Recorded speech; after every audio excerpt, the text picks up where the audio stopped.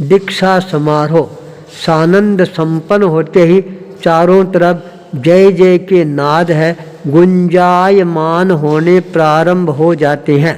आज सबसे ज़्यादा प्रसन्नता है साध्वी प्रमुखा साध्वी वरिया को हो रही थी। उन्होंने इस रत्न को पहचाना था और इस रत्न को पहचान कर काट कर छांट कर आभा और प्रभा के साथ के अंदर तैयार करके उपाध्याय प्रवर के चरणों के अंदर समर्पित किया था। और आज यह हीरा देदीप्यमान बेलूर्य रत्न की तरह सारे संघ के अंदर एक नए प्रकाश का उद्योत करने वाला बनता जा रहा था। उपाध्याय प्रवर जब बालक के मस्तक से चोटी खींचते हैं उस समय बालक के आँखों के सामने एक बार बिजलियां कड़कने प्रारंभ हो जाती है। उस बिजलियों के प्रकाश से वह अपने आप को प्रकाशित अनुभव करना प्रारंभ कर देता है। ऐसा महसूस होता है गुरु ने चोटी है वह अपने हाथ में ले ली है। अब गुरु का आदेश है, निर्देश है, उपदेश है, उसके अनुसार ही मेरे को अपना जीवन है, इस जीवन यात्रा को प्रारंभ करना है। आचार्य प्रवर के चरणों में अपने आप को समर्पित कर देता है। उपाध्याय प्रवर ने आदेश प्रदान किया, चलो अब अपने उपाश्रय की तरफ अपने कदमों को गतिशील बनाते हैं। बालक मुनि सोमचंद्र उपाध्याय के आगे आगे अपने छोटे छोटे कदमों से चलना प्रारंभ कर देते हैं। उनकी गज जैसी चाल को देखकर सारी जनता अपने आप ही नतमस्तक होने प्रारंभ हो जाती है। बालक मुनि की जय जयकार करना प्रारंभ कर देती है। सारी जनता आज अपने आप को बहुत ही ज़्यादा अमृत पान करने के समान मानना प्रारंभ कर देती है।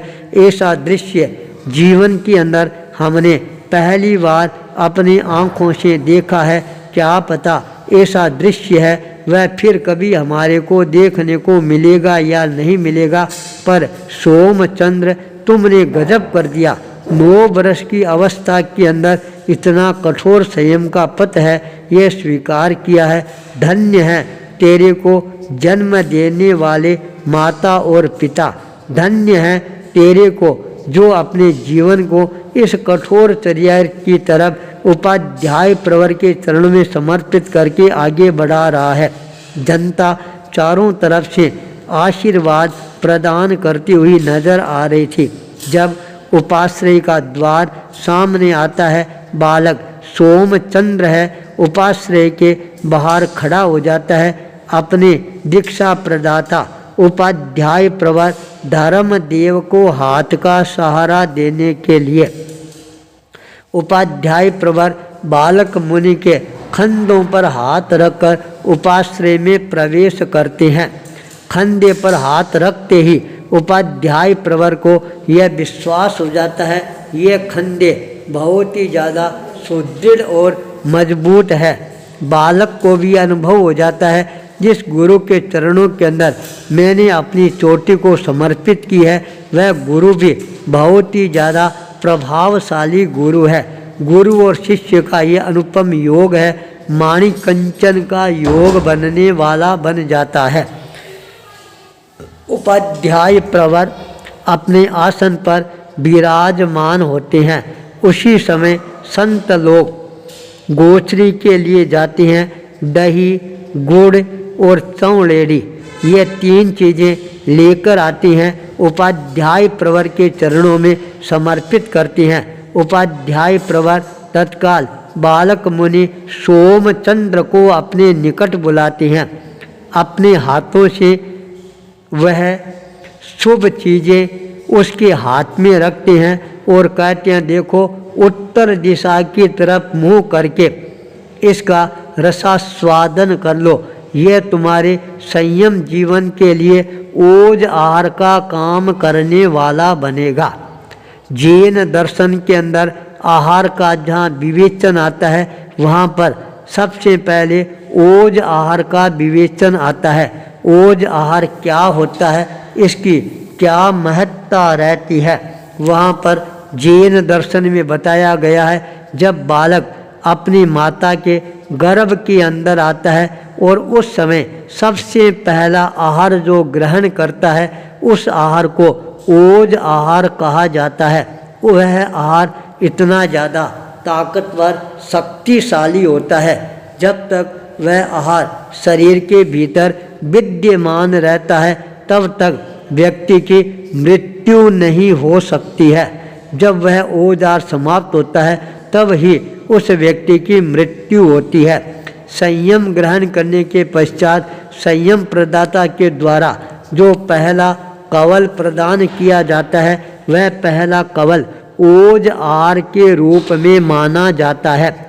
संयम पथ पर आगे बढ़ने वाला वह पथिक जब उस ओज आहार को ग्रहण करता है वह ओज आहार इतना ताकतवर शक्तिशाली होता है, जीवन भर उसको संयम पथ पर आगे बढ़ने के लिए नई ऊर्जा, नई ताकत और नई शक्ति है वह प्रदान करता रहता है। उपाध्याय प्रवर के द्वारा प्रस्तुत यह महान ओज आहार बालक सोमचंद्र को और ज़्यादा शक्तिशाली बनाना प्रारंभ कर देता है। ओज आहार के साथ के अंदर उपाध्याय प्रवर ने संयम, तप, त्याग के संस्कार हैं वो भी उस बालक के जीवन के अंदर संप्रेषण करना प्रारंभ कर देते हैं।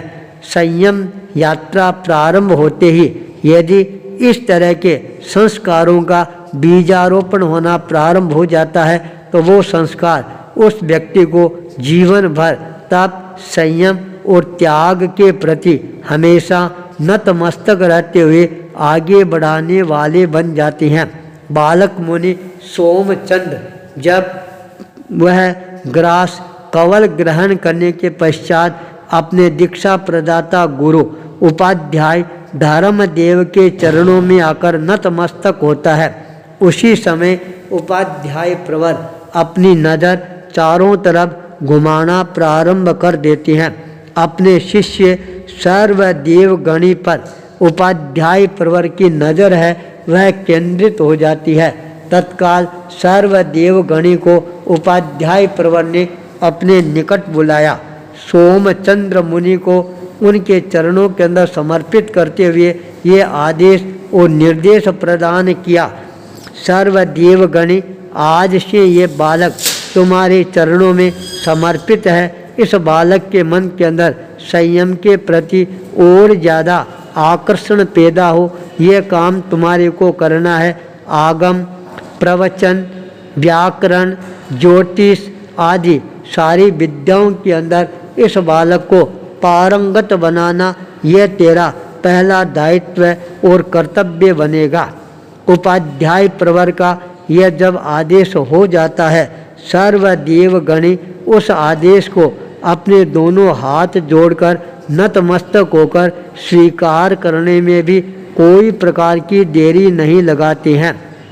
जब बड़ों का आदेश हो जाता है तब अपने आप ही शिरोधार्य करके यदि उस दिशा के अंदर अपने चरणों को गतिशील बनाना प्रारंभ कर देते हैं तो वह अपने आप के अंदर महत्वपूर्ण उपलब्धि लिए हुए घटना चक्र बनना प्रारंभ हो जाता है। बालक मुनि सोमचंद्र अब सर्वदेव गणी के प्रति अपने आप को समर्पित कर देता है, निवेदन करता है, गुरुदेव अब मेरे जीवन का निर्माण करना वह आपके हाथ में ही है। आपका आदेश दिशा निर्देश है, उसके अनुसार मैं अपने जीवन को आगे बढ़ाने का प्रयास करूंगा। दीक्षा गुरु के प्रति और शिक्षा गुरु के प्रति इस तरह से अपने आप को समर्पित करने के पश्चात बालक मुनि सोमचंद्र है वह चंद्रमा की कलाओं की तरह अपना संयमी जीवन है वह और ज़्यादा प्रगतिशीलता के साथ अग्रसर करना प्रारंभ कर देता है। उसकी प्रगति को देखकर उपाध्याय प्रवर है वह भी अपने मन के अंदर प्रसन्नता की अनुभूति करना प्रारंभ कर देता है।